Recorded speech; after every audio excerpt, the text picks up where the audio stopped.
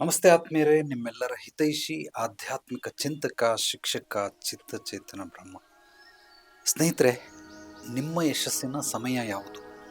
ನೀವು ಕೇಳಿರುವಂತಹ ಪ್ರಶ್ನೆಗೆ ಈ ವಿಡಿಯೋ ಮೂಲಕ ಉತ್ತರ. ಪ್ರತಿಯೊಬ್ಬರಿಗೂ ಕೂಡ ಒಂದು ಅತ್ಯದ್ಭುತವಾದ ಪ್ರೈಮ್ ಟೈಮ್ ಅಂತ ಇರುತ್ತೆ ದಿನದಲ್ಲಿ. ಅದು ಯಾವುದು ಅನ್ನೋದನ್ನು ನೀವು ತಿಳ್ಕೊಳ್ಬೇಕು. ಇಲ್ಲಿ ಕೆಲವರು ಮನೋರೋಗ ತಜ್ಞರು ಹೇಳುವಂತಹ ಕೆಲವೊಂದು ವಿಚಾರಗಳು, ಆ ಒಂದು ವಿಷಯವನ್ನು ಮೂಲವಾಗಿಟ್ಕೊಳ್ಳೋಣ.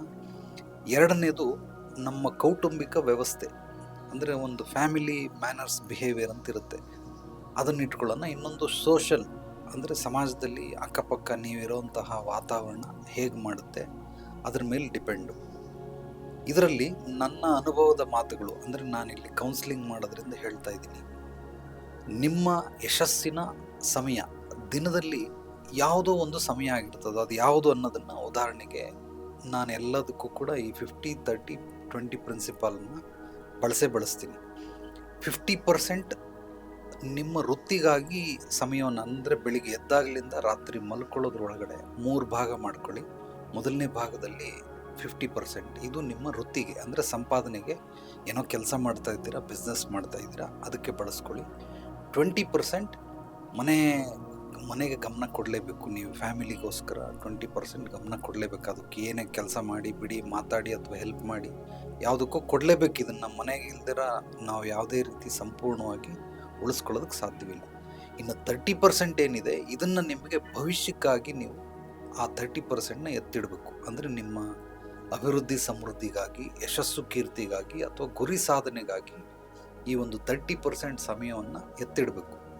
ಈ 30% ಸಮಯ ದಿನನಿತ್ಯ ಒಂದೇ ಸಮಯದಲ್ಲಿ ಇಲ್ಲದೇನೆ, ಈ ಕೆಲವರಿಗೆ ಕೆಲವೊಂದು ಸಮಯ ಅತ್ಯದ್ಭುತವಾಗಿ ಎನರ್ಜಿ ಬರ್ತದೆ. ಇದನ್ನು ನೀವು ಬೇಕಾದ್ರೆ ಅಬ್ಸರ್ವ್ ಮಾಡಿ.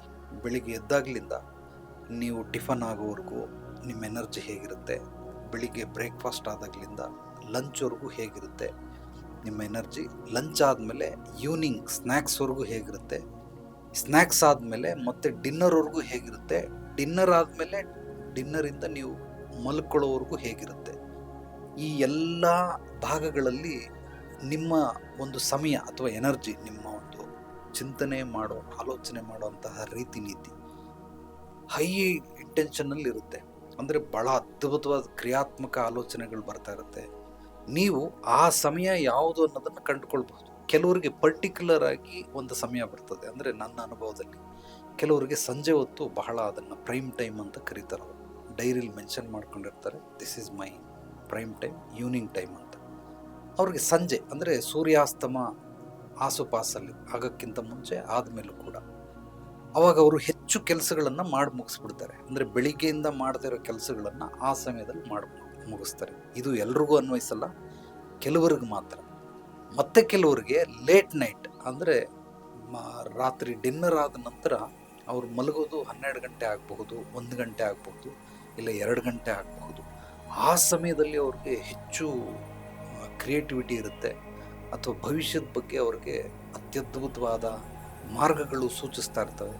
ಅವ್ರ ಬಿಸ್ನೆಸ್ಸಲ್ಲಿ ಅಥವಾ ಅವ್ರು ಮಾಡ್ತಾ ಇರೋ ವೃತ್ತಿಯಲ್ಲಿ ನೆಕ್ಸ್ಟ್ ಲೆವೆಲ್ಗೆ ಹೋಗೋದಕ್ಕೆ ಬಹಳ ಬಹಳ ಸಹಾಯಕ್ಕೆ ಬರ್ತದೆ. ಮತ್ತು ಕೆಲವರಿಗೆ ಬೆಳಗಿನ ಜಾವ ಬೆಳಿಗ್ಗೆ ಒಂದು 3 ಗಂಟೆಗೆ ಎದ್ದು ಬಿಡ್ತಾರೆ. ಸೂರ್ಯೋದಯಕ್ಕಿಂತ ಮುಂಚೆ ಒಂದು 3 ಗಂಟೆಯಿಂದ 6 ಗಂಟೆವರೆಗೂ ಅತ್ಯದ್ಭುತವಾಗಿ ಎಲ್ಲ ಕೆಲಸಗಳನ್ನು ಮಾಡಿ ಮುಗಿಸ್ಬಿಡ್ತಾರೆ. ಜೀವನಕ್ಕೆ ಬೇಕಾಗಿರೋ ಎಲ್ಲ ಪ್ಲ್ಯಾನ್ಗಳು, ಅಂದರೆ ಈ ದಿವಸದ್ದು, ಒಂದು ವಾರದ್ದು, 15 ದಿವಸದ್ದು, 1 ತಿಂಗಳದ್ದು, ಸಂಪೂರ್ಣವಾಗಿ ಎಲ್ಲ ಮಾಡಿ ಮುಗಿಸ್ಬಿಡ್ತಾರೆ. ಅಂದರೆ ಅವ್ರಿಗದು ಪ್ರೈಮ್ ಟೈಮ್, ಒಂದು ಅತ್ಯದ್ಭುತವಾದ ಸಮಯ. ಕ್ರಿಯಾತ್ಮಕವಾದ ಆಲೋಚನೆಗಳು, ಪರಿಹಾರಗಳು, ಭವಿಷ್ಯಕ್ಕೆ ಏನೇನು ಬೇಕು ಎಲ್ಲ ಹಂತಗಳನ್ನು ಈ ಸಮಯದಲ್ಲಿ ಮಾಡಿ ಮುಗಿಸ್ತಾರೆ. ಕೆಲವರಿಗೆ ಮಧ್ಯಾಹ್ನ ಇರಬಹುದು. ಆ ರೀತಿ ಒಬ್ಬೊಬ್ರದ್ದು ಒಂದೊಂದು ಸಮಯ. ದಯವಿಟ್ಟು ನನ್ನನ್ನು ಕೇಳಬೇಡಿ ಯಾವ ಸಮಯದಲ್ಲಿ ಮಾಡೋದು ಉತ್ತಮ ಅಂತ. ಆ ರೀತಿ ಹೇಳೋದು ಬಹಳ ಬಹಳ ಮೂರ್ಖತನ.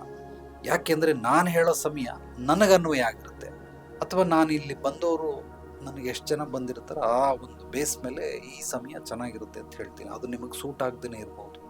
ಅದು ಯಾರೂ ಹೇಳೋದಕ್ಕೆ ಸಾಧ್ಯವಿಲ್ಲ, ಬೇರೆಯವರು, ನೀವೇ ಕಂಡುಕೊಳ್ಬೇಕು. ನೀವು ಒಂದು ವಾರ ಕರೆಕ್ಟಾಗಿ ಅಬ್ಸರ್ವ್ ಮಾಡಿದ್ರೆ ಸೋಮವಾರದಿಂದ ಭಾನುವಾರದವರೆಗೂ ಅದು ನಿಮಗೆ ಸಿಕ್ಬಿಡುತ್ತೆ ಯಾವ ಸಮಯದಲ್ಲಿ ನಾನು ಹೆಚ್ಚಾಗಿ ಇರ್ತೀನಿ ಅಂತ. ನನ್ನ ಅನುಭವದ ಪ್ರಕಾರ ಒಂದು 100ಕ್ಕೆ 60-70% ಒಂದೇ ಟೈಮಲ್ಲಿ ಅವ್ರಿಗೆ ಆ ಪ್ರೈಮ್ ಟೈಮ್ ಸಿಗುತ್ತಂದರೆ ಸೇಮ್ ಸಮಯದಲ್ಲಿ. ಇನ್ನೊಂದು 30% ಜನಕ್ಕೆ, 30-40% ಜನಕ್ಕೆ ಅದು ಫ್ಲಕ್ಚುಯೇಷನ್ ಆಗ್ತಾ ಇರ್ತದೆ. ಕೆಲವೊಂದು ಸಲ ಬೆಳಿಗ್ಗೆ ಹೊತ್ತು ತುಂಬ ಕ್ರಿಯೇಟಿವ್ ಆಗಿರ್ತಾರೆ, ಮಧ್ಯಾಹ್ನದ ಹೊತ್ತಿರ್ತಾರೆ, ಸಂಜೆ ಹೊತ್ತಿರ್ತಾರೆ, ರಾತ್ರಿ ಹೊತ್ತಿರ್ತಾರೆ, ಅಥವಾ ಮಧ್ಯರಾತ್ರಿಯಲ್ಲಿ ಇರ್ತಾರೆ, ಬೆಳಗಿನ ಜಾವದಲ್ಲಿ ಇರ್ತಾರೆ. ಅದು ಚೇಂಜ್ ಆಗ್ತಾನೆ ಇರ್ತದೆ. ಅದೇನಕ್ಕೆ ಅಂದರೆ ಅವರು ಮೂಡ್ ಸ್ವಿಂಗ್ ಅಂತಾರೆ. ಆ ರೀತಿ ಮಾನಸಿಕ ಒಂದು ಸ್ಥಿತಿಗತಿಗಳು ಏರುಪೇರು ಆಗ್ತಾ ಇರುತ್ತೆ ಅಂಥವ್ರಿಗೆ. ಬಟ್ ನನ್ನ ಒಂದು ಪರ್ಸ್ನಲ್ ಒಪಿನಿಯನ್, ಇದು ಎಲ್ಲರಿಗೂ ಕೂಡ ಒಂದು 60% ಇದನ್ವಯ. ಅವ್ರದ್ದು ಪರ್ಟಿಕ್ಯುಲರ್ ಒಂದು ಟೈಮ್ ಅಂತ ಇರುತ್ತೆ.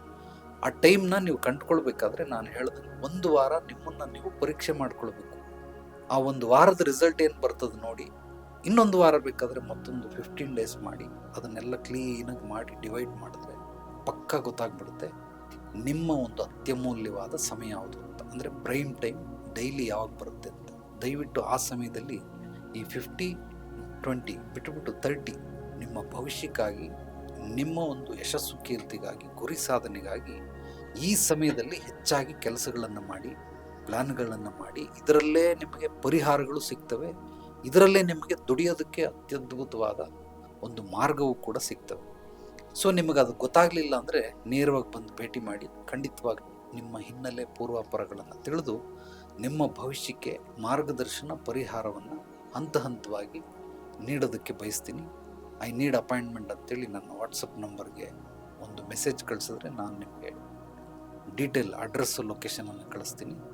ಯಾರೇ ನೇರವಾಗಿ ಬರೋದಕ್ಕಿಂತ ಮುಂಚೆ ನಿಮ್ಮ ಹೆಸರು, ಫೋಟೋ, ಡೇಟ್ ಆಫ್ ಬರ್ತ್, ವೃತ್ತಿ, ವಾಸಸ್ಥಳ ಇದಿಷ್ಟನ್ನು ಕಳಿಸಿದ್ರೆ ಬಹಳ ಉತ್ತಮ.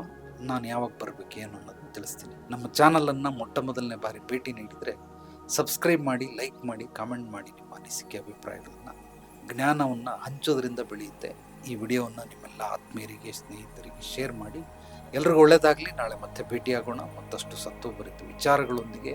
ಎಲ್ಲರೊಳಗೊಳಗಿರುವ ಭಗವಂತನಿಗೆ ನನ್ನ ಭಕ್ತಿಪೂರ್ವ ಪ್ರಣಾಮಗಳು. ಸರ್ವೇ ಜನೋ ಸುಖಿನೋ ಭವಂತು. ಶುಭರಾತ್ರಿ.